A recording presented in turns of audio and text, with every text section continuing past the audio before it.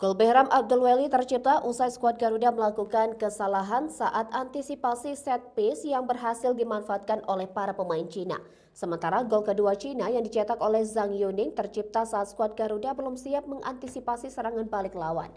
Timnas Indonesia sempat membuka harapan melalui gol dari Tom Haye pada menit ke-86. Sayangnya, itu jadi gol terakhir bagi Timnas Indonesia di laga tersebut. Kegagalan tersebut membuat tim Merah Putih tetap di posisi kelima grup C klasmen sementara dengan catatan 3 poin.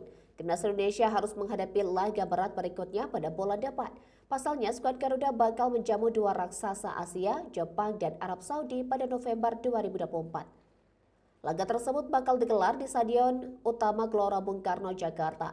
Sintayong angkat bicara soal kebobolan 2 gol di markas Cina. Pelatih asal Korea Selatan itu menyebut kehilangan konsentrasi jadi penyebab 2 gol yang bersarang di gawang Martin Paes di laga semalam.